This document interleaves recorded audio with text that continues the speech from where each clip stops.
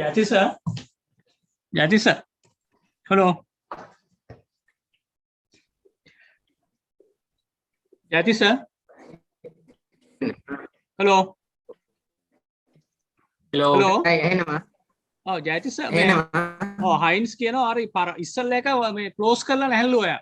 Yes, මට ඇහෙනවා කියන්න. ඔයා අර ඉස්සල්ලා අපි ආපු මේක ක්ලෝස් කරලා. ඔයා ඉස්සල්ලා මේවා කරපු එක ක්ලෝස් කරලා නැහැලු. ලින්ක් එකද? ඔව්. එයාට එන්න බැරුවද නේ? Yati sir ඒ ලින්ක් එක ක්ලෝස් කරේ නැද්ද? ඔයා ඔෆ්ලයින් ගියාද කොහෙද?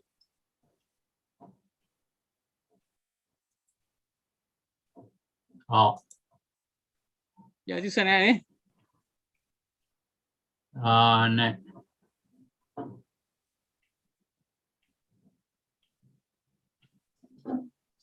පොඩක් ඉන්න මම මේල් එක ටක් ගාලා අරින්නම් හරි.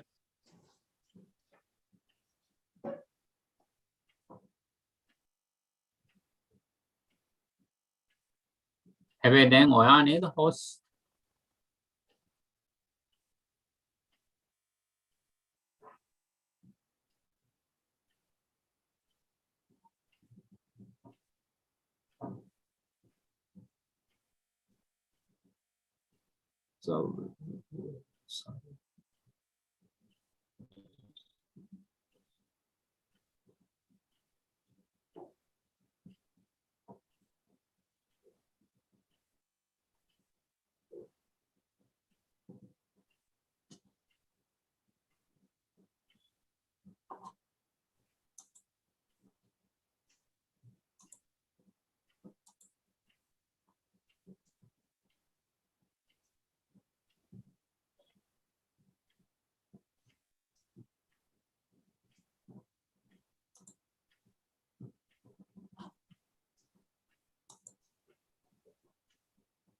Hello.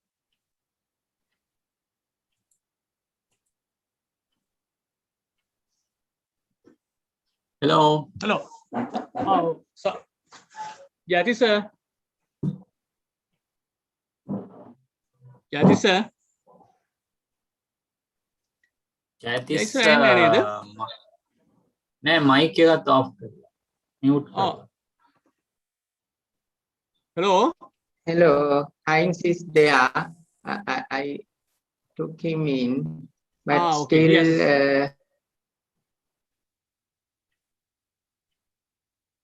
Yati sir යනවා මේක.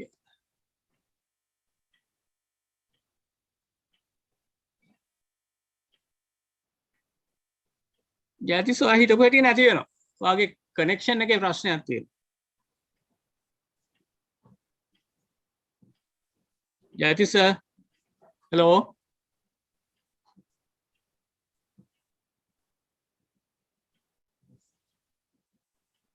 Hello, Yati sir.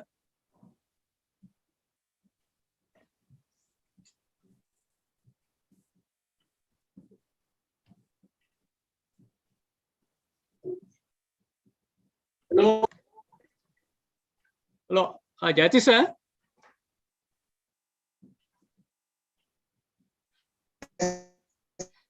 Yati sir ඇහෙන්නේ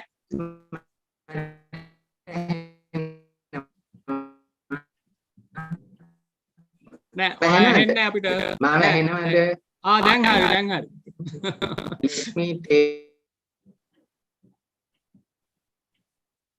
සාගර ඔයාට ඇහෙනව නේද මාව? ඔව් හරි මම හරි. හරි. මේ එහෙම වුණොත් එහෙම මේ Yati sir මොකක් හරි වුණොත් එහෙම ඔයා පටන් ගන්න. හරිද? right. නෑ එහෙනම් ඔයා පටන් ගන්න දෙන්න මම නෙමෙයි කියන්නේ. මාතෘකාව ලියාගත්ත. පොඩ්ඩක් ඉන්න මහා ලියා. චුට්ටක් කියන්න බෑ. එපා දැන් ස්පේෂල් ડોකියුමන්ට් නෑ එපා දැන්. පොඩ්ඩක් ඉන්න මනුස්සයා ඉන්නේ. කවන්න කියන්න බෑ පොඩ්ඩක්. Spatial documentation on. Hello, now I can hear you. Heritage sites. Yeah. Heinz, yeah. Wonderful, thank you. Yeah. Tell me when you want me to share my screen. Yeah. First, we will Right. introduce you. So may I introduce Sagar No, Jaisingh? yeah. He's the secretary. Heinz. So Sagar Hello, is there on Heinz. the screen. Nice meeting you. Thank you. Hello, Heinz. So Hello. Nice I've to got meet no camera, but I Nice can see you. Heinz. no, that Okay. is fine. So he will introduce you. First, Jayatissa will speak, and then Sagar will introduce you. And then you can start your lecture by sharing the screen. So that is the normal Thank you. procedure. Yeah. Then once you finish your lecture, then Professor Nandadeva, he is the senior vice president. He will conduct the Q&A session, right? That. Then shall I take the people in, because there are around 11 at the moment waiting outside for the meeting. Nandadeva is also waiting outside.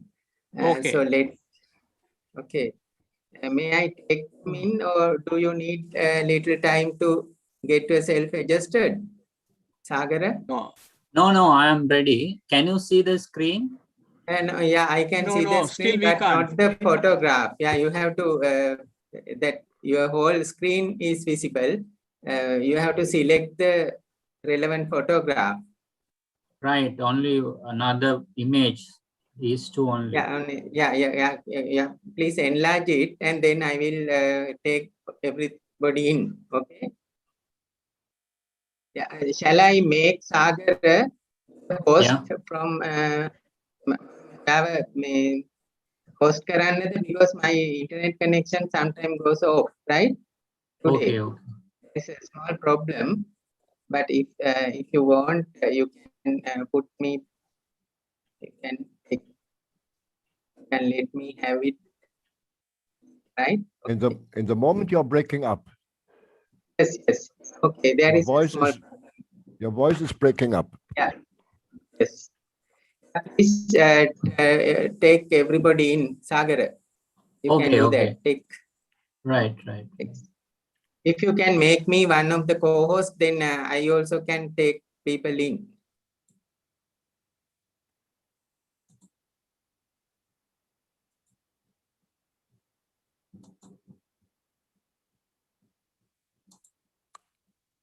Sorry, was there something I'm supposed to do, or are we waiting? Yeah, please wait. Please wait. Okay, no, I'm fine. I'm wait. Yeah, okay. Sagar, take everybody in, right? Okay. If you can make me one of the co-hosts, can you go to the dots of the right-hand side at the top and make me co-host?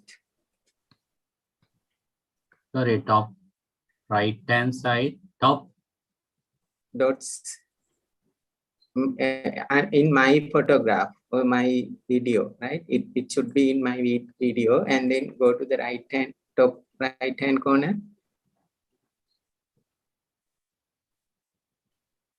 Top right-hand corner. That's where you find the mute and everything. Okay, wait. Can I start now? Oh, there are 17 in now.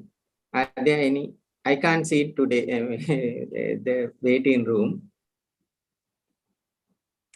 Sagar, you can see only, right? Yeah, you can start this welcome. Then I'll share the screen.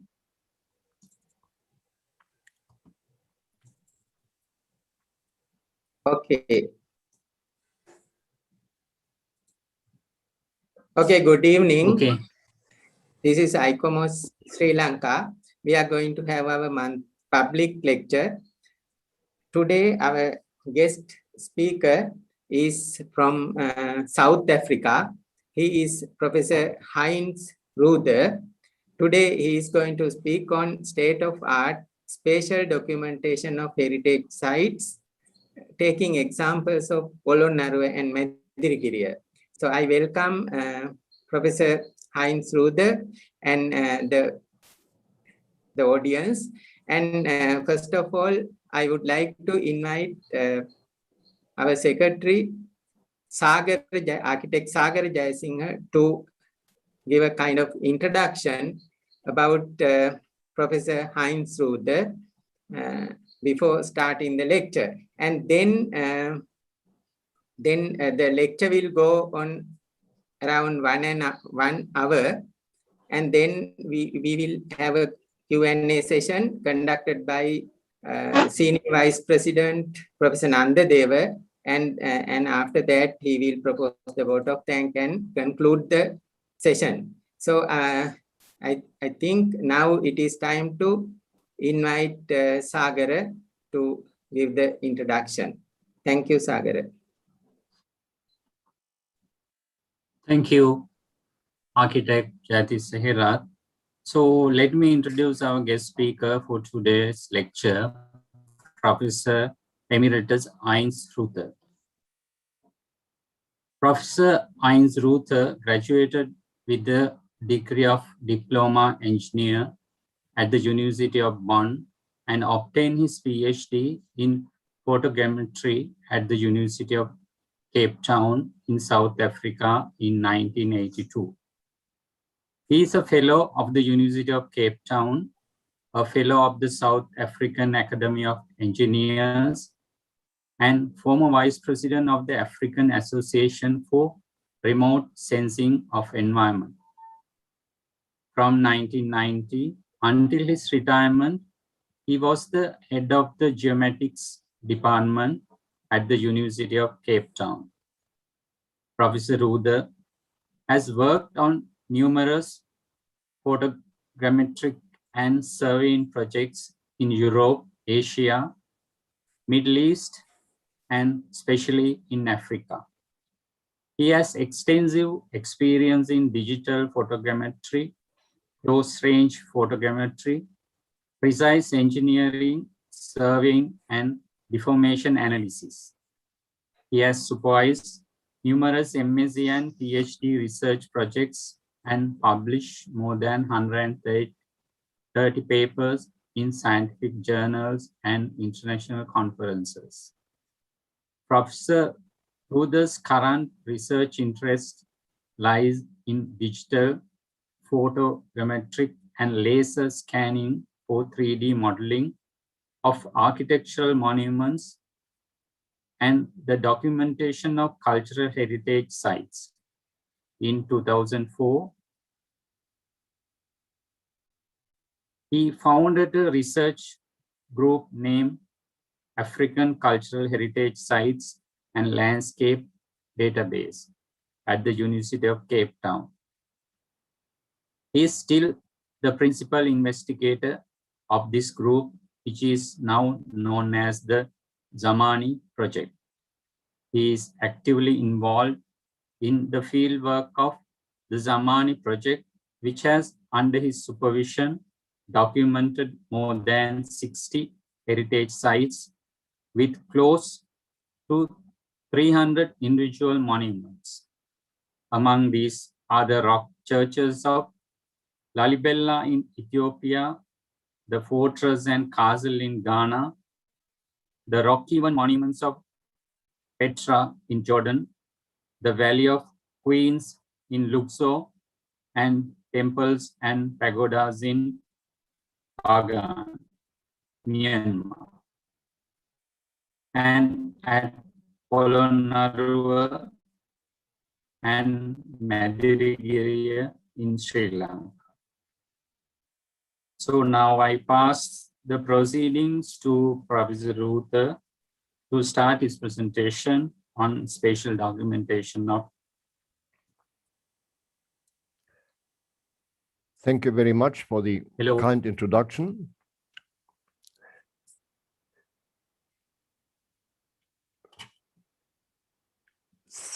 Can you hear me? Yes, Professor, you can continue. Thank you very much for the kind introduction. It's a pleasure and an honor to address this meeting. I've had a great interest in Sri Lanka. I was there in my early academic years. For 1 year, I worked at the University of Maratua, and I was very glad to be able to be back. I will talk about the state of the art of spatial documentation of heritage sites.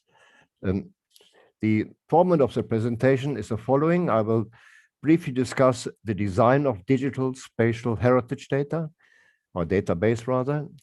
I will talk about data acquisition technologies, the type of data we are producing. I will show you some applications, including the House of Wonders in Zanzibar, which is especially current in the moment, as there was a collapse recently.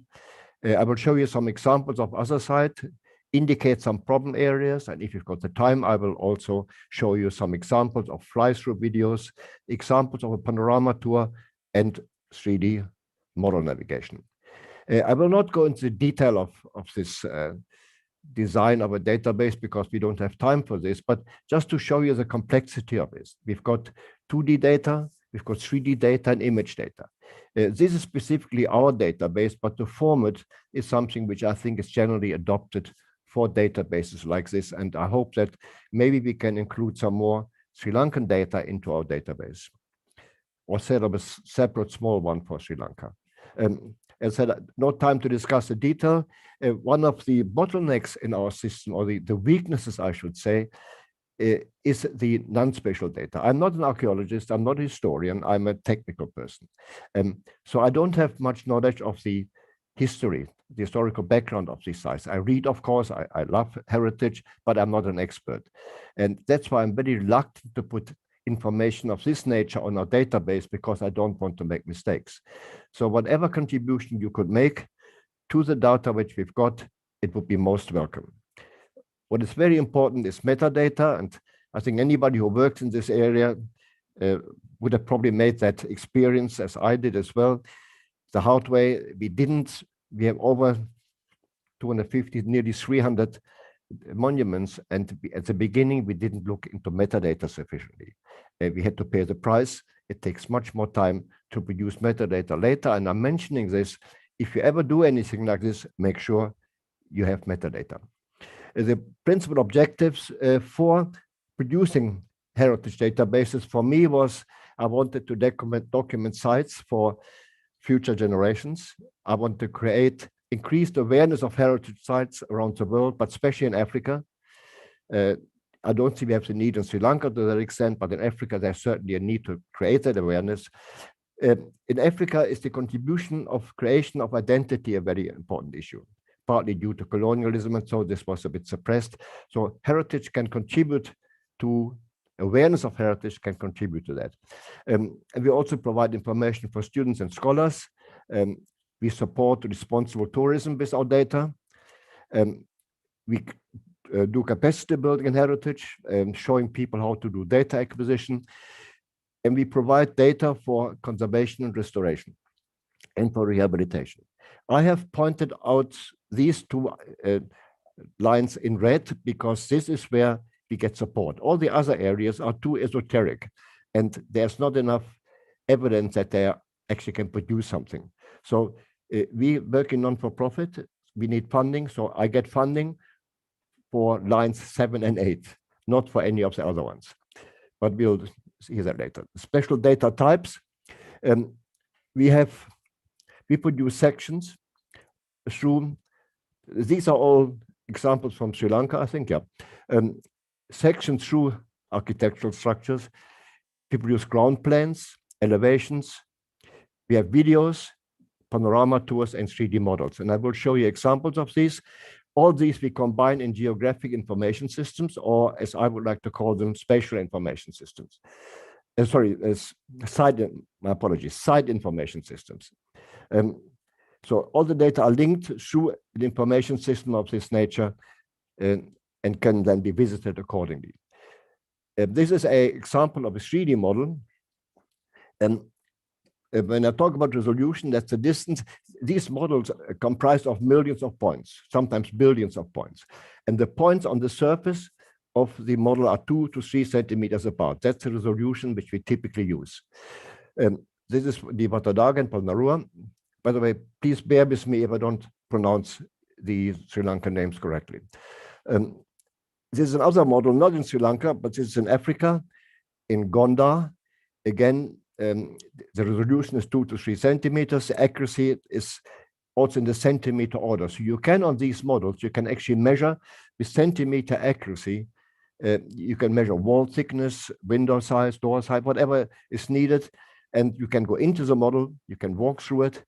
And I think these models are some of the better ones which are generated. And we also create elevations. This is a site in Myanmar, in Bagan. It's untextured. When I talk of texture, I'm referring to the color of the surface. This, as you can see, this is merely a grayscale model, but we can texture this as well with photographs. So untextured in our technology and our language means without color, and textured is with color. Again, this model, you can see grid lines on there. This indicates that the model is accurate. You can measure to centimeter accuracy on them. As an example from your country, these are 5-meter grid lines again, so you can again measure. This is a textured model. The surface is white, that's why it looks grayscale, but it is in fact textured. An example of a section through a building, and this is a church in Lalibela. These are stone hewn churches in Ethiopia. It's a wonderful site. There are about 11 stone hewn churches there. We documented the whole site, and this is a section through it. In the background here, what you see here, this is a curtain. That's why it looks so irregular in shape. We were not allowed to go into the Holy of Holies, so we could only document everything outside the curtain area. A ground plan or top view. This again is in Africa. It's Fasul's castle in Gondar. So all this can be generated from the 3D models which you create. We create a 3D model, and we then create the examples which I showed you. We can section through a model in any orientation and anywhere in the model. What you see here is a ground plan of a larger area, not a single building, but a whole settlement. This is in Kenya. And we create sections through these models. We show, as I said before, I'm repeating myself a bit, so the sections are then indicated on this ground plan, and we do them in both directions. So we look to the east and the west, or left and right. And in this case, I think it's 10 sections which we created, but we can, as architects or conservators require it, we can create sections in any orientation. This is an ortho photo. You're probably familiar with the term. It's also used, the term is also changed to photo map on the other nominations for it. But I think you are, as architects, you are familiar with this. This is not a photo anymore, it's actually a map. You can measure on it. Photos are distorted, as you know, because of perspective use. This is a map, and the resolution is 5 to 10 centimeters, depending on the terrain here. Again, it's in Gondar in Africa. So 5 centimeters on the ground, 5 by 5 centimeters is 1 pixel in the image. So it's a very high resolution map. Again, very precise, can be measured with high accuracy. This is another example of our work, which we also tried to do. We've done it in Polonnaruwa as well. We created geographic information systems. This is Timbuktu. As a matter of, in Mali, as a matter of interest, this was used in a court case of the International Criminal Court. They used our data to for evidence of areas which were affected by terrorism. Now about data acquisition. How do we get this information? We use laser scanners. This is our principal tool. They're very expensive. This one belongs to university, but we have access to it. We use terrestrial cameras, high resolution cameras. We use drones, very important tool. We've only started using drones about 4 years ago, but we're using it extensively now, in addition to the other data. Here we've got, we'd also use a drone in handheld form. In other words, we carry the drone around the area, through the building. Sometimes we even fly the drone inside the buildings, but we carry it around. So in addition to normal cameras, we use drone photography.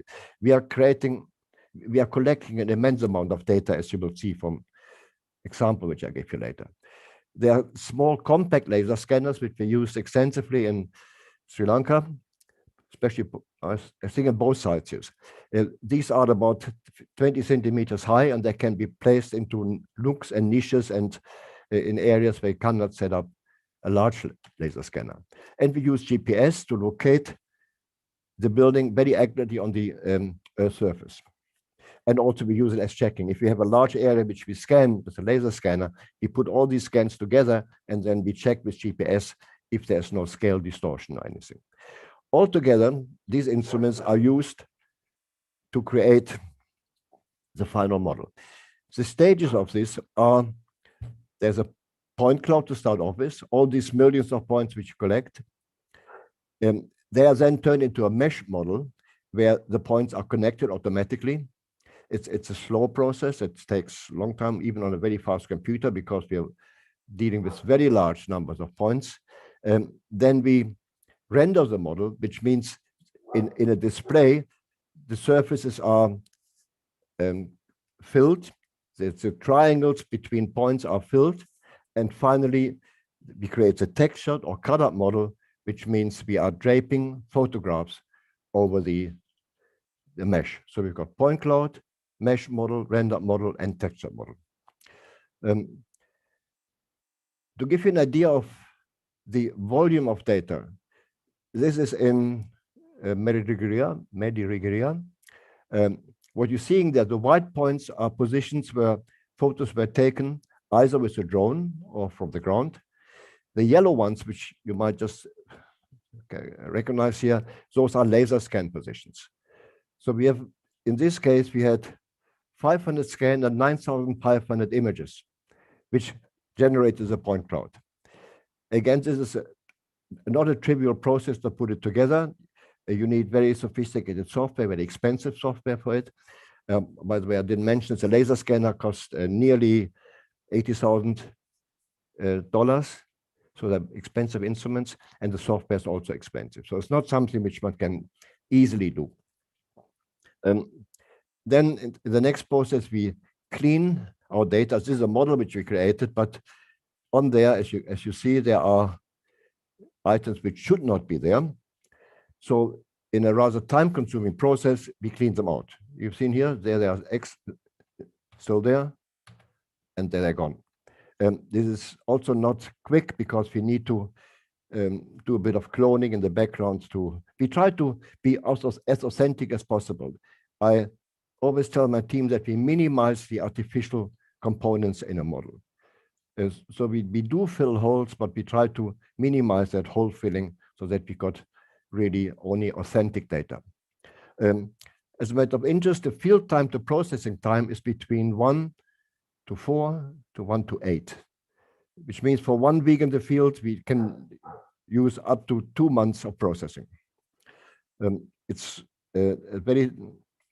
basically an expensive process to produce these models. Now I want to show you some examples of Polonnaruwa and Medirigiriya.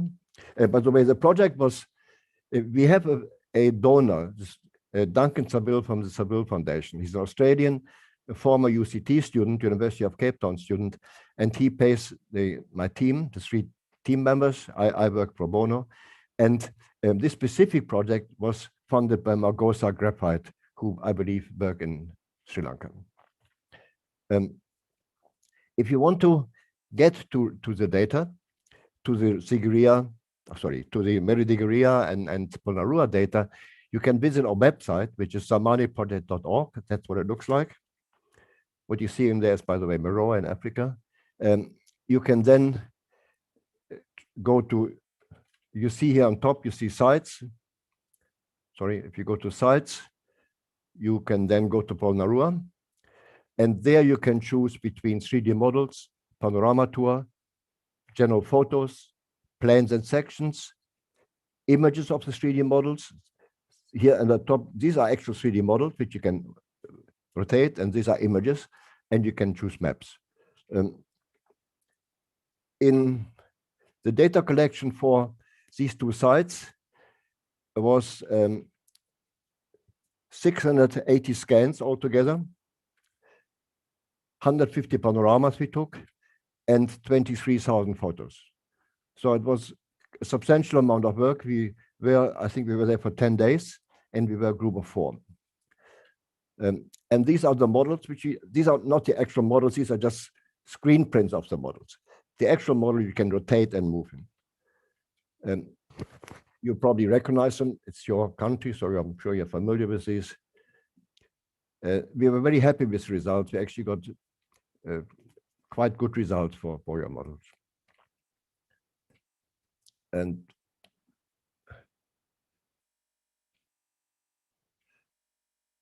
this was one of my favorites, but they're all beautiful, really beautiful. I just loved working in your country. One of the problems here, as I pointed out before, is all the material which we have to remove. We haven't done all of it. We removed some of the main ones, but not all. Here you see in this one, we moved the yellow box there standing there, I think the collection box, but this must still be removed at some stage. What we also generated were also photos. I explained the author photo or the photographic map to you. This is part of the geographic information system. So the underlying map can then be used for augmentation. You can augment it with names. You can put other information in there. So the GIS is really central to the management of a site. I'm sure you have it at some sites. You can also produce line drawings on the right-hand side. This is an automated process. It's not run with AutoCAD or so. It's an automated process which allows us to outline the features. An idea of the panoramas, we had 150 panoramas. I will show you 1 or 2 of them later. These are the positions where we took the panoramas. Now, going away from Sri Lanka, I want to show you some applications. There is, for example, here, this is a site which we documented in Meroe in Sudan. The German Archaeological Institute asked us they wanted to do a conservation project on the site, and they wanted every single of these stones recorded, and they wanted to measure it accurately. If you take a photo, you cannot measure this accurately. But as you see here on the top right here, they added information, attributes to each stone. Each stone was measured, and they've got a record because some of this will be dismantled and put together again. So that is one use of our data. There's another application. And we have near Cape Town, there is a dam. The dam wall has been raised by 10 meters, and the rock art, which is at the edge of the dam, was flooded. Before they increased the dam wall, we were asked to come and record the site. What is happening now, they have already cut the rock art out. They are creating a model based on our 3D model of the whole rock information. That's done in plastic or some material. Then the actual rock art pieces, which were cut out, are mounted inside these rocks.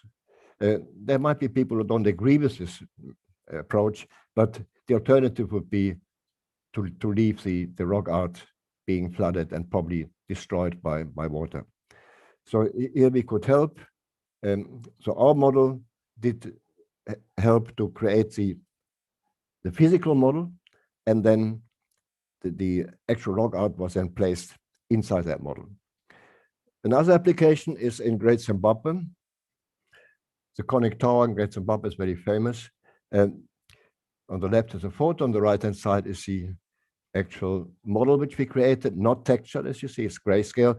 This was done at an early stage of our work, where we didn't have the capability to do the texturing. That's more recent. And what we did then, we came back about 10 years later, we scanned again, and we established if there were any deformations in those walls. On the right-hand side, you can see the scale from red to blue. The central area, there's no deformation. In the other area, there are very few, there's no red or very little red and very little blue. So the wall is basically suffered very little. The units here are millimeters, so the wall has suffered very little deformation. But it shows you something about the accuracy of laser scanning and of modeling. So one can, with this technology, determine what deformations were there. This is a project in Zanzibar, not the one of the House of Wonders, which I will talk about a bit later, but this is the Palace Museum, the former palace of the Sultan of Zanzibar, which was turned into a museum. You see it's in a pretty bad state, like a lot of Zanzibar is in very bad condition because of decay. The weather conditions are pretty harsh there. This is about 150 years old. This is 150 now, more like 120 years old. And we worked for the World Monument Fund. And what you see here is their record. We didn't produce this sheet. This sheet was produced by the World Monument Fund.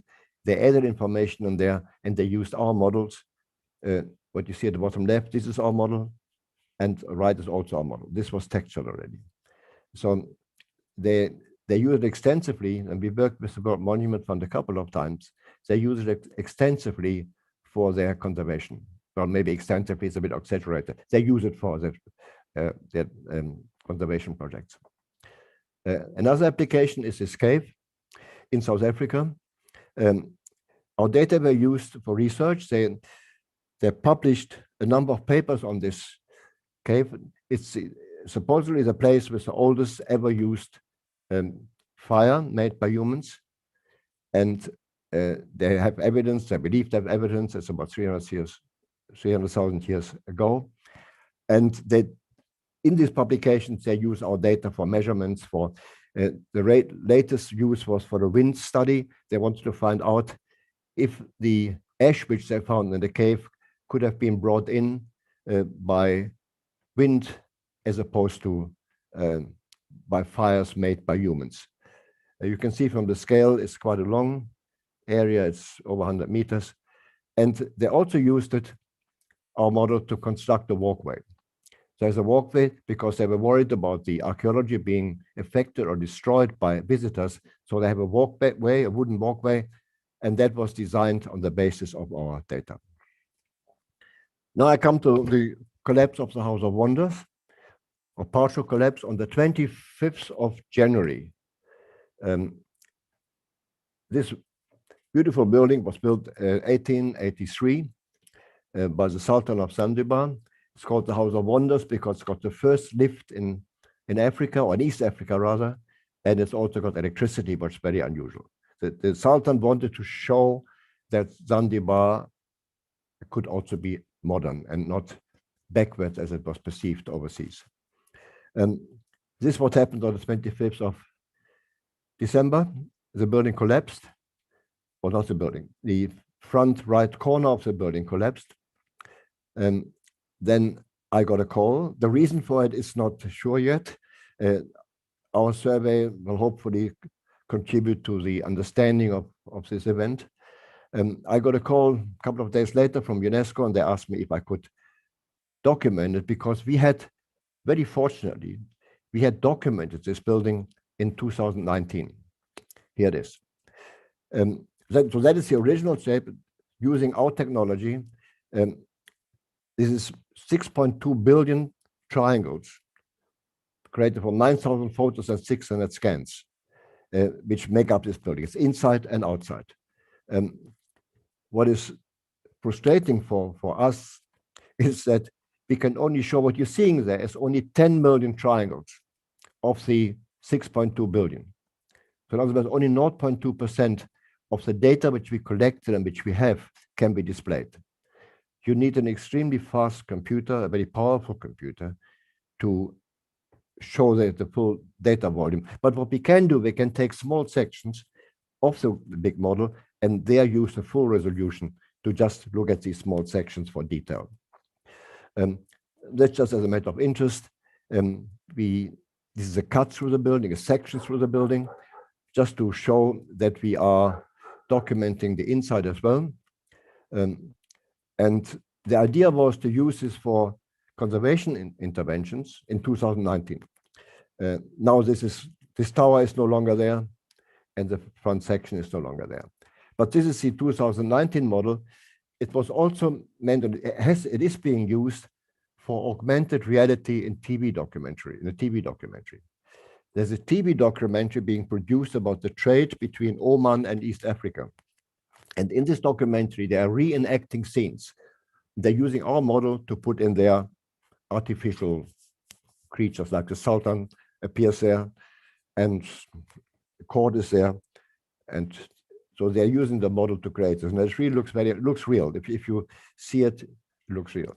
This is our latest model, the one we created.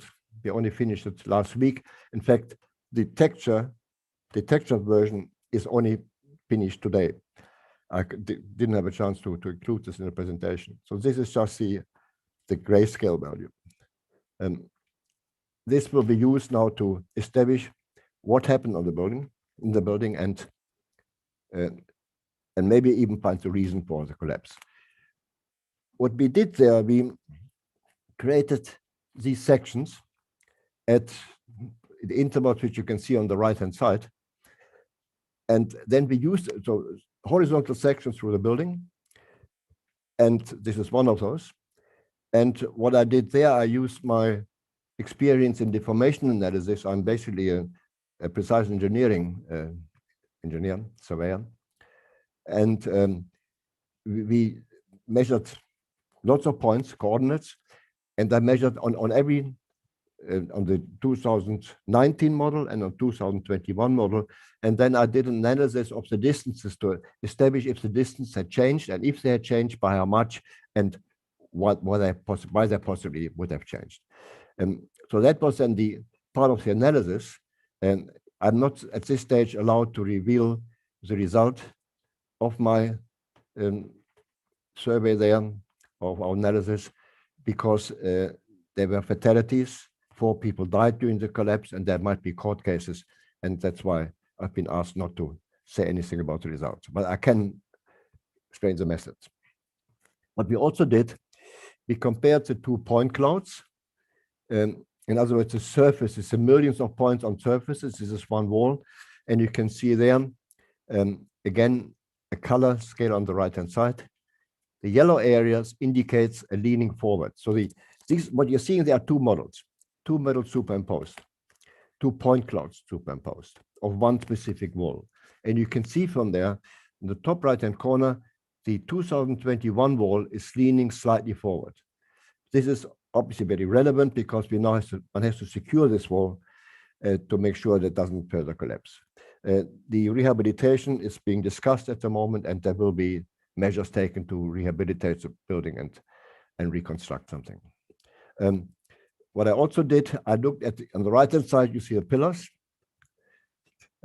These pillars, I again used the sections which I showed you before, and it was a very trivial exercise. If the top section, so 2 sections for each pillar, the pillars are about 7 meters high, and if the 2 coincide, then the pillar is not leaning. If they're not coincide, then they are obviously the pillars leaning. And this was the result of this analysis. These are the pillars leaning in different directions, and the structural engineers will now analyze this further and see what they can derive from that. What we also did, we just superimposed the 2 sections through the buildings to the 2019 model and the 2021 model. We superimposed those and we compared them just visually. And you can see there how accurate the laser scans are. Where the building hasn't changed, there is a full agreement between the red and the blue lines, where these are the 2 different periods. What you can also do on laser scans is just, as an example here, you can do very precise measurements of wall thicknesses. And that obviously is interesting in the reconstruction of the building. It doesn't say much about the deformations, but it says something about what has to be reconstructed, because we have the 2019 model, and every single feature of the structure can be measured in this form.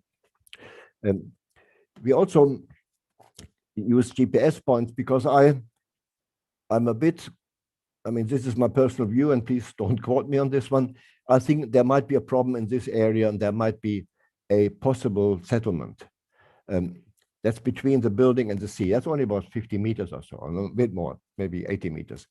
So in this area, there could be a settlement. And I've placed all these, or we have placed all these GPS points in here. And we want to go back, provided we get funding from UNESCO, and repeatedly measure these points and to establish if there is stability. What we also try to do, and I'm still waiting for permission from UNESCO to do this, is I want 4 points on the building for permanent monitoring. There is now equipment, GPS equipment, which can be mounted on top of the roof, equipped with an alarm system, and the moment the building moves, well, not the moment, it takes a bit of a delay, but these points is that if we get permission to do this, it will be connected to University of Cape Town, to university in Germany, which is the Beuth University, which supplies the equipment, and to the authorities in Zanzibar. And the moment any changes occur, with a brief delay, as I said, there will be alarm triggered and people will be warned about possible further collapses. Now, if you allow me to briefly talk about issues in heritage documentation. Permits is a major difficulty for us. To work on a site, we need a permit, as you well know. And getting those permits is not easy. There's always a suspicion we are working entirely pro bono. We just need our costs recovered. People wonder, why do we do this? There's a suspicion that we might actually make money out of this, or that we, whatever, I don't know, make computer games or whatever. So there's always suspicion. I always have to convince people. It's a bit frustrating. I come to a country, I offer something for free, something which is quite expensive. I offer it for free, I offer expertise for free, and I have to go on my knees and beg, can I please do this? And that is a bit frustrating. Then we need permission to import equipment temporarily. When you come with a laser scanner to the airport, arrive at customs, there's always a question, why laser? What are you doing with laser? And the worst difficulty is getting the permit to fly a drone. There are some countries like Egypt where drone flying by anybody but one specific company is not allowed. We have a project in Egypt by the end of the year, hopefully, and if it requires a drone, I'm struggling to get a permit. And that is not unique for Egypt, but especially bad in that case. Funding is a problem. We are not for profit, as I said. We have no budget. We had, from the Mellon grant, I started the project 14 years ago with a Mellon grant, Andrew W. Mellon Foundation, which allowed me to hire people for about 6 years, yes, and then they ran out of money. And then fortunately, a UCT alumni, Duncan Saville, agreed to pay the salary of my 3 team members. But we have no money for running costs, for equipment, anything like this. This has to be backed. I call myself the Oliver Twist of heritage documentation because I'm forever begging for money, and it's not for myself. So the salaries are sponsored, and what we have to do, sorry, for each side, I have to find somebody who sponsors the site. In this case, Sri Lanka, it was Margosa Miles and the Saville Foundation, in other cases, it's universities who have a research project on the site and they want our data. It can be the World Monument Fund, the Getty Conservation Institute have worked, UNESCO has supported our projects. And that is one of a real difficulty, and I have sleepless nights trying to keep the project going. We've managed for 14 years. I hope it will continue like this.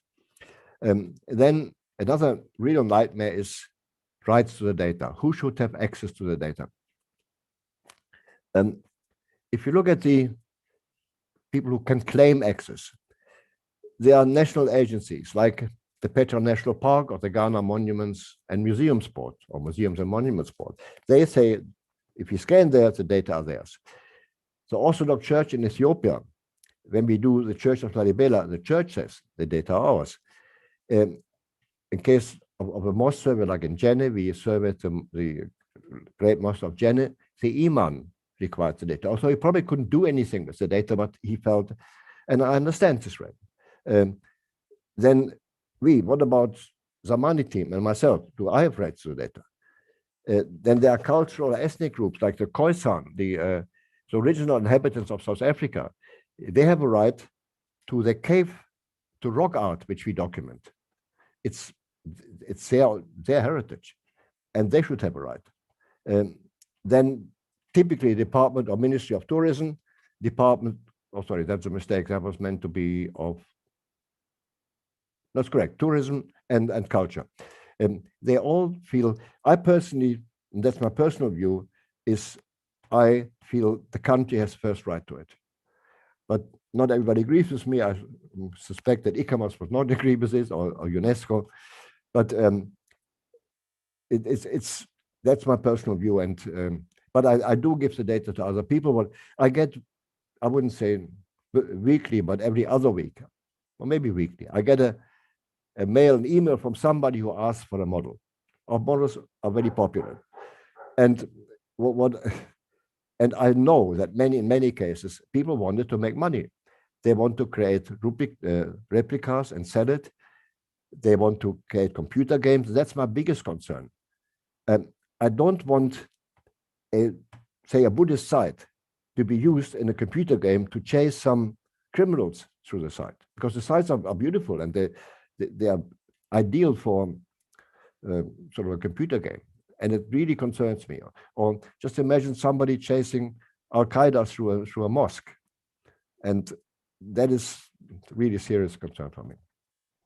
There are other groups who have a right to the Mellon Foundation because they gave us the data, the Civil Foundation, University of Cape Town because we are linked to the University of Cape Town. I've got my office there. The World Monument Fund. Then the universities I work for, the Rice University, Aga Khan, all these claim. I mean, it's never really an argument. It's just, it's a difficulty, and it's difficult for me to sort out. Basically, that's my situation. That's what I feel like. If I may now show you some examples of our collection. This is the Great Mosque of Jenne. We have done 275. It's a bit more than 275 structures on more than 65 sites in 18 countries. We've got 100 terabytes of data. That's a huge collection. You can see this area is empty because it's politically not easy to get there. It's very dangerous to work there. So we have worked a lot on the east coast of Africa. We worked on the west coast, a bit in North Africa. We're going to Morocco probably in July. Petra is one of our major sites. Excuse me. To show you examples, this is in Tanzania. The Gereza in the Portuguese structure, originally Portuguese and then added to by the Omani Arabs. That's a model of the Gereza. It's one of my favorite sites. It's not much tourism there, very few tourists, in fact, and it's still very original in many ways. That's the beautiful inside of the Mosque of Kilwa. And this is our model of the outside. You can go in. This was at the early stages where we didn't texture. I want to go back and do some texturing there. Another view of the mosque. Sangomara. It's a bit like Africa's Angkor Wat, not in the quality and the beauty of the sites, but in the fact that it is very much overgrown and vegetation is sort of taking over there. And one needs to do something to preserve it and also to record it. This is our model of the site, the Sultan's palace, and we documented it completely. Some of the difficulties in working there, we had to, what you see there in the background, this is where we had to go. It took about 45 minutes every day, wading through this water on coral surfaces, carrying equipment without being able to rest for one moment or put down the equipment on the ground because there was only water. And we did this for about 10 days every day. But it's still exciting and fun in spite of the difficulty. Timbuktu, I somehow have a special liking for this part of the mosque. I don't know why, I can't explain it, but it's got a special beauty for me. It's the Jingere Bear Mosque in Timbuktu. That's the model. This side is a Sudanese style. The rest is the North African style of the mosque. One of the elevations. In Ghana, another problem which I have is that I want a collection of African heritage. That was my objective. But a lot of the African heritage, unfortunately, does not exist anymore because it was built from mud and from wood. And that doesn't last hundreds of years. So there are very few real African sites we have. There are dry stone structures, and there are shrines like these, but there are unfortunately not that many, and it worries me that I don't have. Many of the sites are colonial, like we have got the slave quarters of Ghana, which are colonial basically, and even the Omani sites in East Africa could be considered as colonial. But this is, I'm treading on dangerous ground, so I'd rather not discuss it at length. This is a Nashanti shrine in Ghana. We created this model of it. That's the section through the shrine. In Sudan, the beautiful site in Meroe, there are, no, I can't remember, I think about 40 pyramids. Some are renewed, restored, somewhat questionable maybe. This is our model of one. They are different to the Egyptian pyramids. The so-called black pharaohs of Meroe buried their dead underneath the pyramid, as opposed to the Egyptian, which, as you know, have their tombs inside the pyramid. Another view is an orthogonal projection. So it's basically an also image, but not of the ground, but of the side of the pyramids, an elevation. Again, you can measure. We scanned the whole area. That's the North Cemetery. And we've got, there are two more cemeteries, which we partly did. We did one, the other ones we only did partly.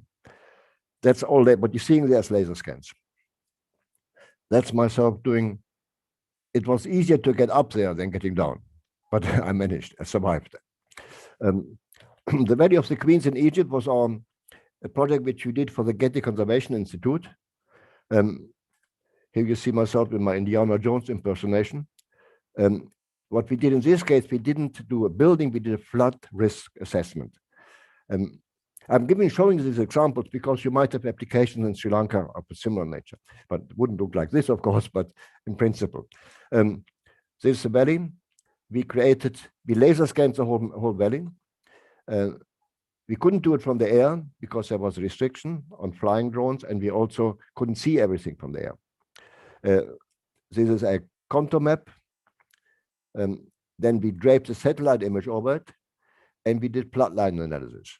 So we established the floodlines. The reason was the Getty Conservation Institute wanted to know where the flood water would come down. It doesn't rain very often there, but if it rains, then it's bad because the ground is dry and it doesn't sink in, and there are serious floods, and there are important tombs like the tomb of Nefertari is there, and they want to know the way the water is running.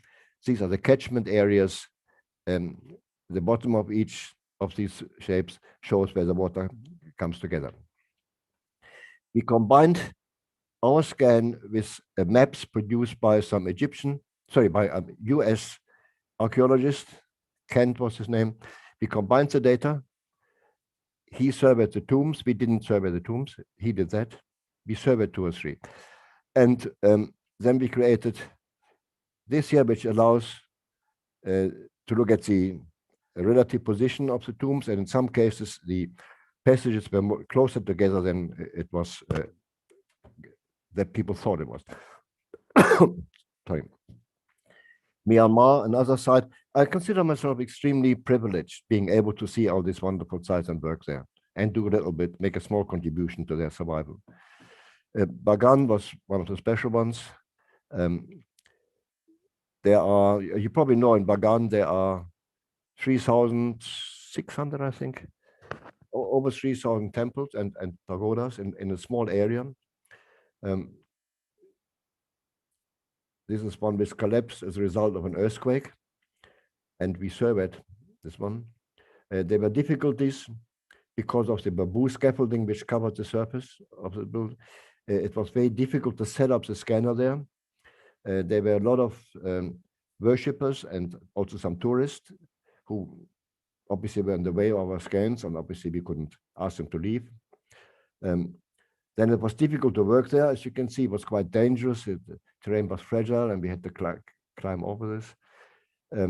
Very precarious instrument setups. This is 40 meters above the ground. And these instruments cost R1 million. And then the problem which we also had in Medirigiriya, we had to walk all day without shoes on extremely hot stones, which we were not used to. We took buckets with water to be able to survive. And that is the point cloud. There's an artificial sky behind it, artificial vegetation. The point cloud of a building of two of the temples. This is our model, and there's another version of it. Another form of showing the data, which is a bit maybe over the top. I'm not sure if that's justifiable from a scientific perspective, but it looks nice.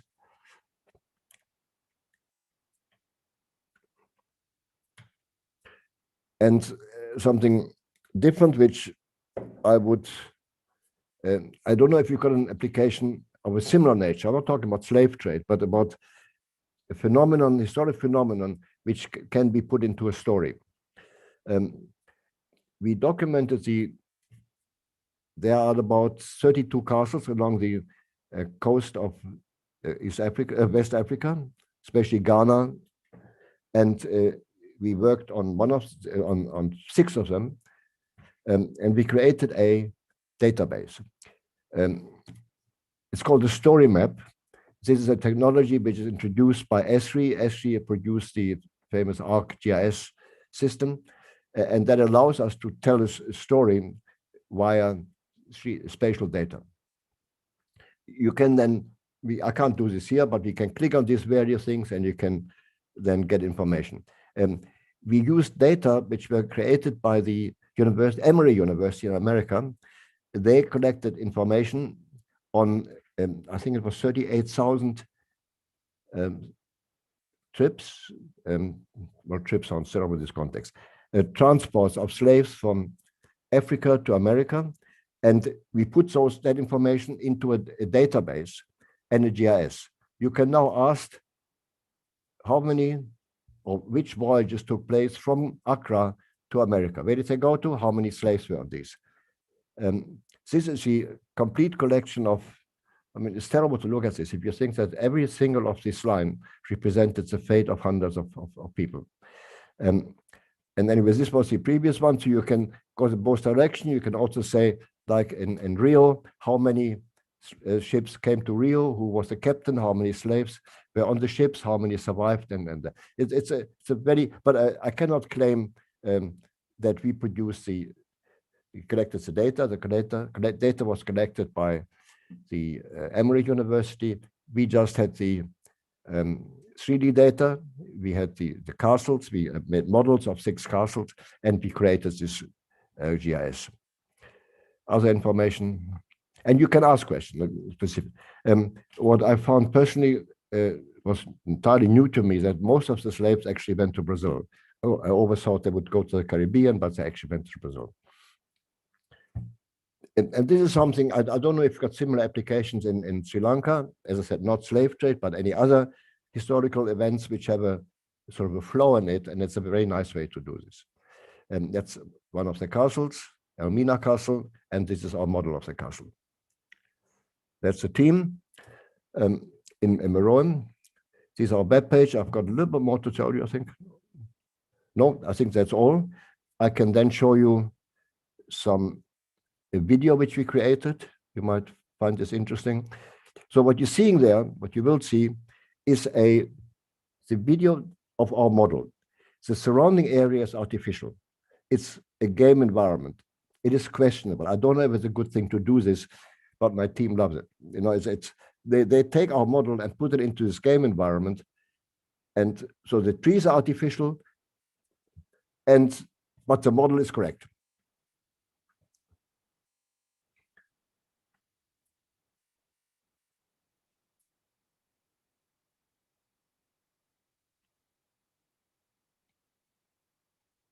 So all this is model. It's not a video like a normal.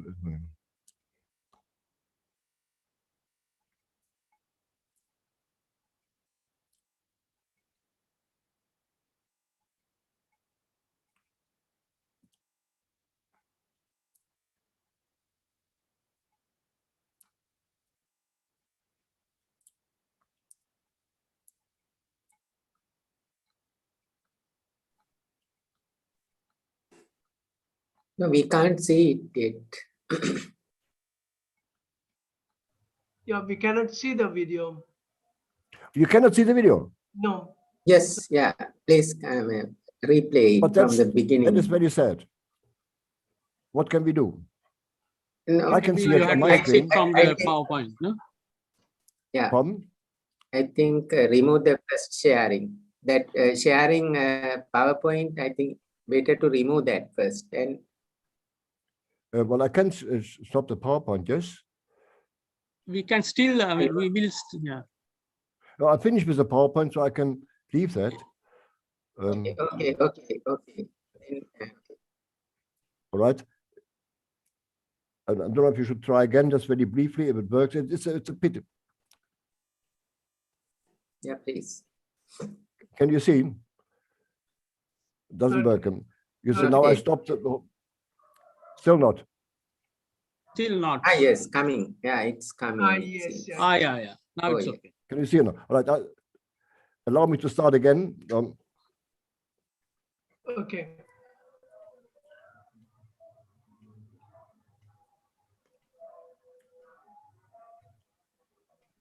Can you see it? Yes. Yes. Oh, good. Yep.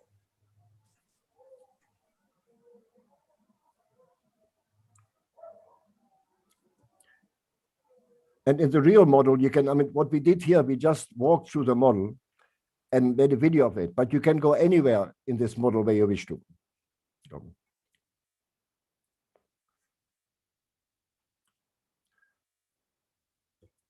I mean, this is a wonderful way to see the site, I think.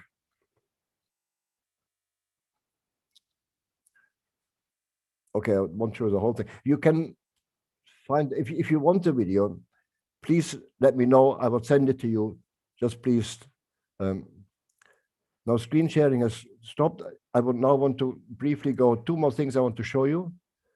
This Yes, is, okay.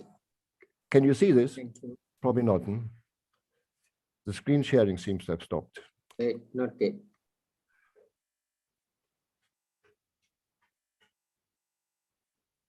Can you see it now? Is it visible? Yeah, it's visible. Okay. Yeah, So visible. what I want to demonstrate here is that this model is from our webpage. If you go to our webpage and you look for Polonnaruwa, you will find this model.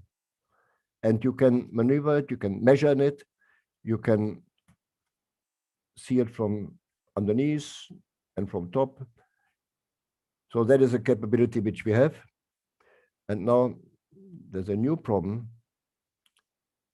I want to show you, at last, I want to show you a panorama tour. Let me see if that works.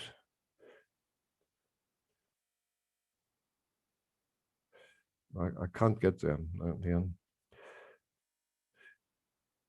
Can you see this? Probably not. Yeah, you can see it. Can you see it? Yeah. This is one of the least scientific of our products, but one of the most popular ones. What you see on the top right, can you see what I'm showing you? Can you see the map on the top right? Yes, we can. Okay. So these blue spots here are places where we took panoramas. So you can go to this. If you click on it, there we are. And you see this little blue, like a fan, that shows which way in which direction you're looking. As I rotate, so wait, sorry, as I rotate, it will change. You see the fan here changes. And in this way, you can visit the site. This is ideal for a tourist center.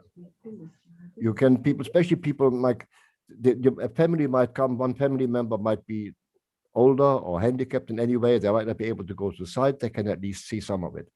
And so you can go from point to point. We've got 150 of these panoramas covering the whole of Medirigiriya and Polonnaruwa. So that is also available. And I think I've shown you now everything I wanted to show you. I'm available for questions.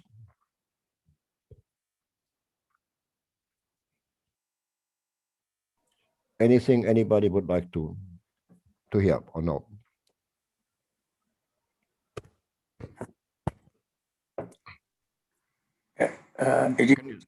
Very nice. Can you hear me? Can you hear me? From your added remarks, you want to be authentic to the place and the culture.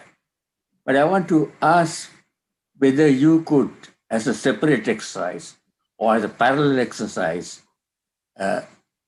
clothe these buildings conjecturally with cladding, with roof and so on. Is it possible? It may not To be. move it where? I understood that you said I tried to be authentic, which is correct. No, that is correct, yeah. But as an added exercise to try and illustrate how it looked, say, 1,000 years ago, thereabouts. That is, have the roof, have the walls. It's conjectural. Yeah, I personally don't do that because I feel I'm not qualified to do it. No, all that. Yeah. Can you get some people from Sri Lanka who would know about the descriptions and do it? Yes, could be done, yeah, could be done. But it's, as I said, I stay away from it because I understand that it color you. It could be done, can be done, yeah. I'm often asked this question, and I've always had to say no, but it certainly can be done. And if we could join forces, that's a possibility to do something quite exciting there. Because does that answer your question? Similar ones had been done for Anuradhapura, where conjecturally some buildings had been reconstructed. Yeah, but I can reconstruct. I mean, you could use our laser scan data to reconstruct the building because all the measurements are there. Yeah. But of course, only the existing part, the rest is conjecture. But this is the most accurate way of doing a reconstruction. Yeah, using laser scan as a basis. Yeah. In some of this Sri Lankan stuff, there are descriptions, in the chronicles and so on. So one could use that as a guide. Would be ideal, yeah. I'd love to do something like this, but as I told you repeatedly now, I don't feel qualified, and I need somebody like with your knowledge or with your colleagues' knowledge to do something like this. Yes, Dr. Guru, that's an interesting idea. I think that maybe we can do it. The archaeological department or the Central Cultural Fund should think about the next project or the second step of this same project or the extension of this project to try doing at least one or two selected monuments to do conjectural reconstructions based on Professor Ruther's outcomes. Well, I'm certainly available for this. Our data are available for it, and we can also help with it. Yes, that's great. Any more questions for Professor Ruther? I have a question, if I may. Yes, please go ahead. Oh, hi, Professor Ruther. I'm Ruan. I'm joining from UK actually.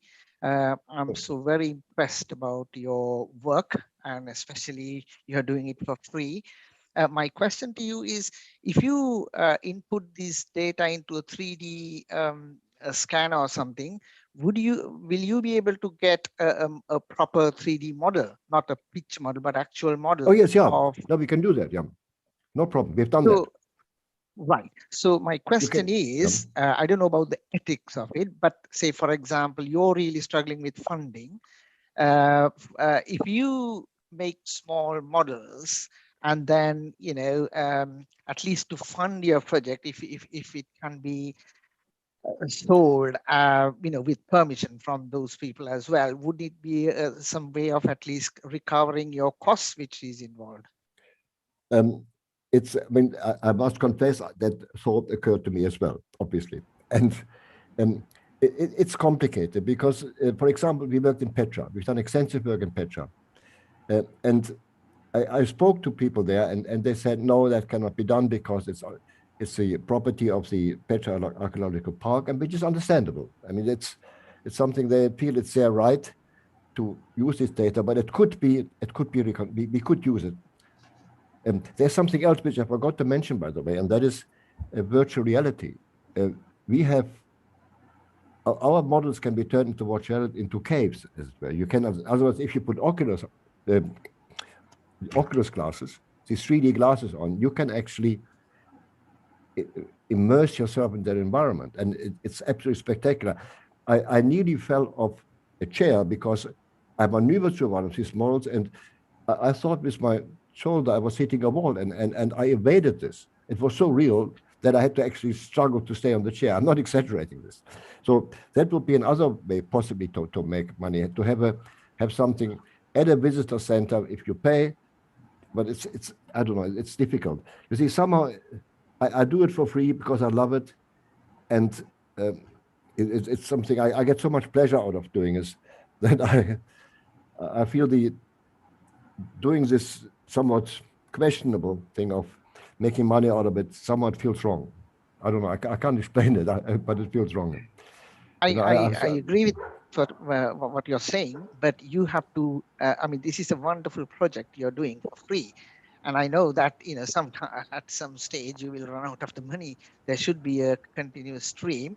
But anyway, just one other question. Thanks for the thought. Thanks for the sympathy.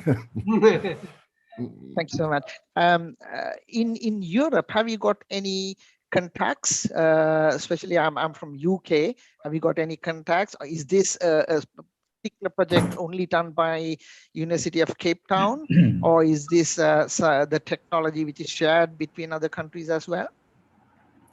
Well, I try to share it with countries I'm working in, but as I'm working largely in countries which are less developed, the technology is very often not there. And it doesn't apply for Sri Lanka, obviously, but it certainly applies for South African countries.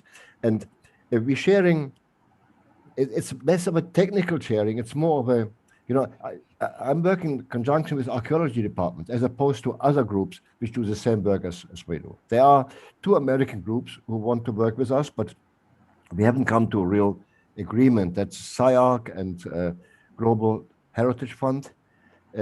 And they want to work with us, but we're still working on a possibility of realizing this. But in the UK, we've got nothing. And there is I used to be on the council of the International Society for Photogrammetry, and we had links to UK, or what they call the British, I can't remember, some heritage group in Britain. But that's sort of, when I left council, that someone disappeared. But you're quite right when you're suggesting that we should have more contacts. But Cape Town is very isolated. We're sitting at the southern tip of Africa. Not at the southernmost, but at the southern tip. Thank you very much. Thank you. Those who have thanks for the questions thought. May also type to the chat box. Then we can moderate that for Professor Ruther, or otherwise you can ask your question straight away. For the information of Professor Ruther, I would like to tell you that we started one 3D documentation project at Sigiriya in collaboration with the Bamberg University in Germany. Mr. Max Reck. Which university? Which one? Bamberg University in Germany. Bamberg, okay. Mm-hmm. So, but this is quite a while ago, not so? Yeah, have you heard about that? Yes, I heard about it. Yeah. Yes, we did it in a year before you came. That was in 2018, and we did only the season of work, and the second season was interrupted due to the COVID situation, but we are, once the COVID situation comes under control, then we will do the second season as well, and to complete the Sigiriya project. And we discussed about creating a virtual it's a kind of a 3D replica of Sigiriya fresco, because there are so many people who cannot climb the spiral staircase. That's right, yeah, that's an interesting project, and we were looking forward to have the second season. But if we can contribute it, I'm happy to contribute if that's. Oh, that's desirable. great. Yeah, that's great. Yeah. And the Archaeological Department, Central Cultural Fund, and the University of Kalini and the Bamberg University did it in collaboration. No, I'm certainly, I would be happy to do that. Okay, we have one question from Dr. Kavan Ranatunga. Yes, Kavan. Dr. Kavan Ranatunga? I think it's muted. It's muted. Yeah, Ms. Jayati. Okay, hello. Okay. What I wanted to ask you was, you said in few places that you get 2 to 3 centimeter resolution, and in another place you talked about 5 to 10 centimeter resolution. Now that would be sufficient for most large scale structures, but if you go into looking at the individual sculptures, then I presume 2 to 3 centimeters will blur it out.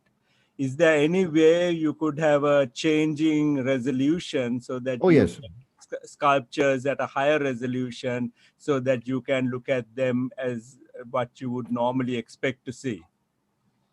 You are quite right. And we do this. We have done, for example, we've done the statue of Nelson Mandela in very high resolution. We've done some some stone tools in high resolution.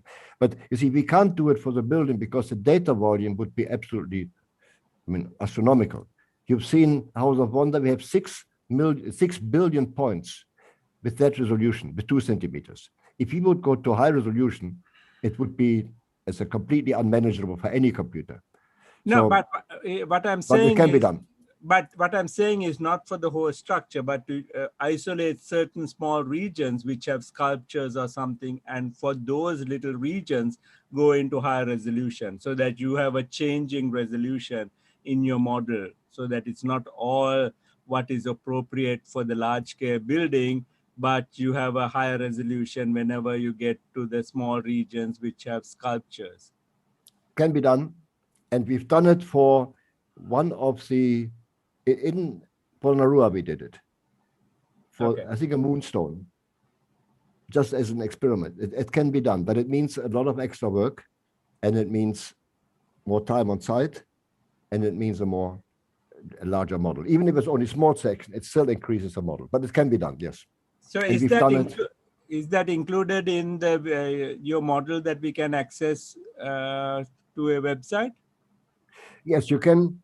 If you go to zamaniproject.org, Right. zamaniproject.org, Okay.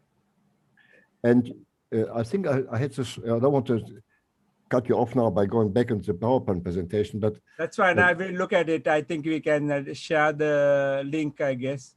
you go to zamaniproject.org, then you go to sites, you Okay. scroll down, you find Sri Lanka, and Okay. then you go to models. It's not a Okay. high resolution model, it's a low resolution model, but certainly you can use when I showed you the model, when I rotated the model and navigated the model, I actually did go to the web page. I went to our web page. Okay, thank you. Okay, thanks, Kavan, for your question. Ashley, you are on the chat box. Ashley wants to thank Professor Ruther, and Ashley says it is unfortunate that we cannot meet, as we have worked on reconstruction of the Jethavana Monastery complex in Anuradhapura. Ashley, would you like to talk to Professor Ruther? Ashley, are you there? Yeah, just a moment. Can you hear me? Can you hear me? Yes, yes, Okay. we do. It's unfortunate, Professor, that we cannot meet, but when you are here next time, we can show you what we did on a complete sort of animation of a day in the life of the Jethavana Monastery. I'd love to see that, Jim. Film, totally animated, from measurements that we did at site and conjectures and so on. And everybody who saw it feels that it is very accurate. So it's something that we can share at some time. Thank you very much for your presentation. Thank you. It was a pleasure. Thank you for having me. Thank you. We also have Johan Ferreira on the chat box. Johan, you want to talk or you want me to read your message? Johan says, Professor Ruther, you're fantastic. Yeah, okay. Work on the House of Wonders in Zanzibar was featured on BBC's The Travel Show just yesterday. Thank you very much for fantastic presentation. Much appreciated. Johan, do you want to add? Are you there, Johan? Thank you for pointing it out, by the way. I knew about it, but I don't like seeing myself on TV. So I didn't watch it. So, but I heard about it, and I'm glad that somebody saw it. It was just fantastic yesterday, and I knew that you were coming on today, and it was really, I think they're doing some really good work there. And it was a very short clip. Hopefully they'll have more details on social media, but for the program, because the program is very short, I think it was only about 2 or 3 minutes, but it was really. They interviewed me for half an hour, but they only took about 10 seconds out of it or whatever. Exactly. It was a very short clip, but thank you so much. And thank you so much for what you have done here in Sri Lanka as well. And it's a fascinating project. I used to watch a program on, I think, Nat Geo called, where they used these scanners at sites around the world and create, data points. And it's just amazing, the work that, what they produce. Really fantastic. So thank you so much for all your hard work. Really, really appreciate it. As I said, it's an honor to be able to work on your sites. It really Thank you, is. Johan, just saying for this to be polite. your questions. Do we have any more questions? I do not see anything on the chat box. Nandadeva, may I raise a question? Yes, please, Kai. Please identify yourself also. Professor Ruther, I was very impressed with your presentation. And has raised his hand. And particularly about the accuracy with which you can measure these 3D images that you create. Now, I was wondering about whether you had any experience of measuring what happens or recording what happens in a buried site, so that you have to use maybe GPR or some other instrument and be able to find out what is there and how it's three-dimensionally related to each other within a buried site. Could be also a stupa. May I? So we've done this. I'm not myself. I'm not a GPR person, but we work together with GPR and electromagnetometry in Kilwa in Tanzania, and we combined our model with the data of the GPR survey. So we have a model there from above ground and underground combined, but the underground data are not the same accuracy as the above ground data. That cannot be achieved yet. One day it will come, but it's not the same accuracy. We can't get to centimeter accuracy underground, at least not the equipment which they used in Kilwa. Right. But in principle, we can combine those. Right. And what is the technology that you use for that sort of thing? Is it GPR or? That was GPR. Yeah. It was a group from America who had the GPR and electromagnetometry, I think, was also, but mainly GPR. Fine. Thank you very much. I'm an expert in that area. Okay, yeah, thanks, Lachi, and thanks, Professor Ruther. And now I see Dr. Nilan Kure wants to ask a question. Nilan, please, floor is yours. Thank you. So thank you very much, Professor Heinz Ruther. It's a wonderful presentation. Thank you again.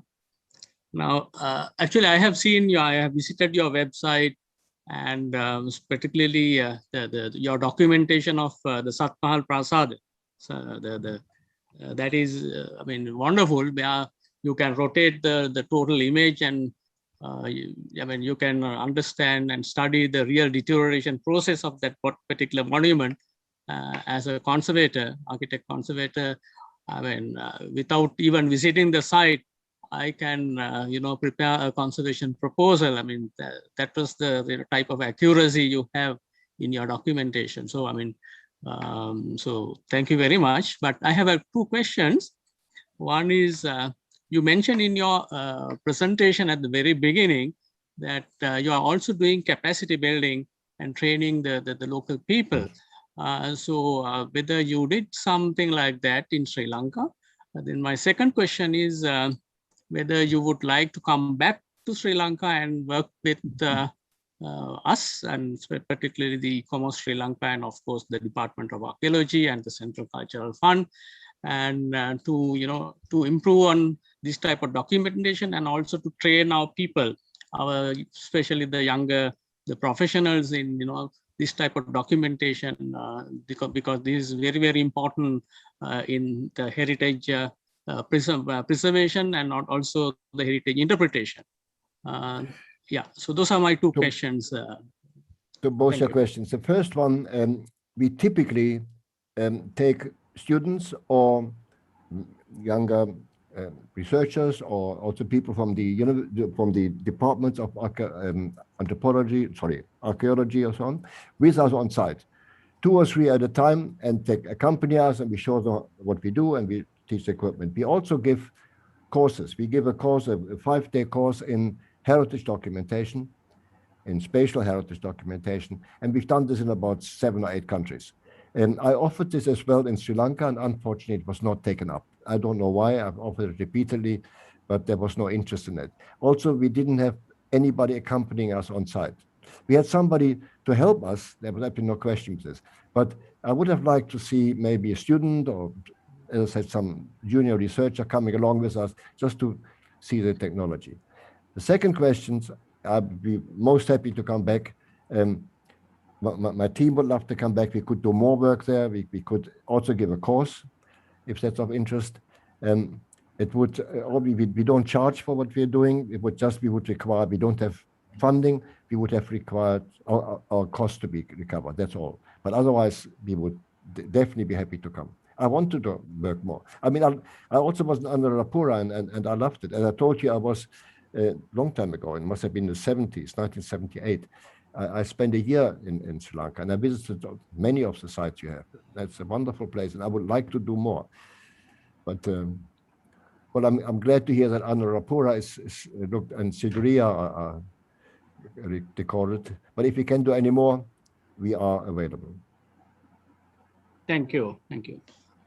Thank you very much, Professor Ruther. And so we are so sorry that the capacity building program that you intended to do in Sri Lanka didn't go as expected.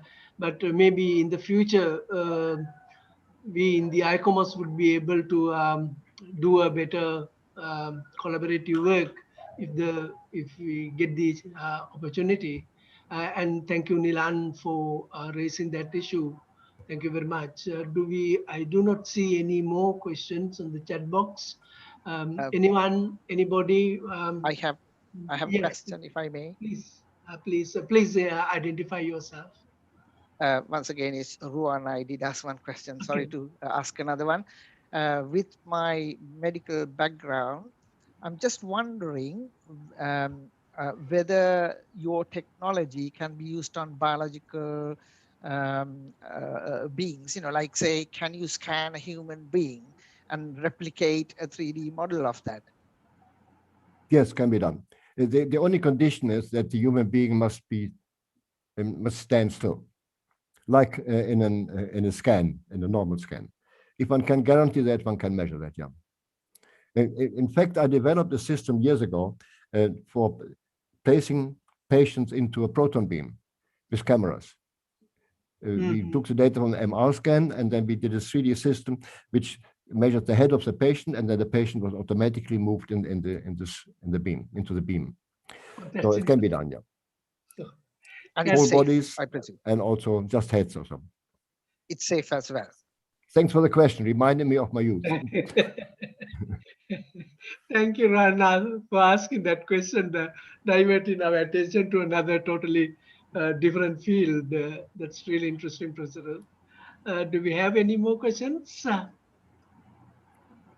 Any more questions? Just one comment. You said different field. I even measured elephants with this technique, but Oh, that's really? another one. Yeah. My email address should be available, and if you just look for the money part, if anybody's got questions, please feel free to ask. Thank you very much for having me. It was a great pleasure to speak to you, and I'm glad that there was an interest and that you were so patient. Thank you. Yeah, okay, and I need to thank Dr. Nilan Kure for coordinating this lecture from both ends, from ICOMOS end and with coordinating with Professor Ruther. So since there are no more questions, I will hand over the floor to Sagara. Sagara? Yeah. Yes, Sagara. We can wind up the session. Thank you very much, Professor Heinz, for the lecture today, and also the participant from not only from Sri Lanka, and also we saw a couple of friends from overseas also. So then thank you very much. And so hopefully we can meet the next lecture in the next month. Thank you very much. Thank you very much. So I'm going to wind up the session. Thank you, Professor Ruth, for joining with us to inspire us on the documentation of heritage, and then for everybody who was on board to listen to Professor Heinz Truth. Thank you very much from ICOMOS Sri Lanka. Have a nice day. Thank you. Thank you.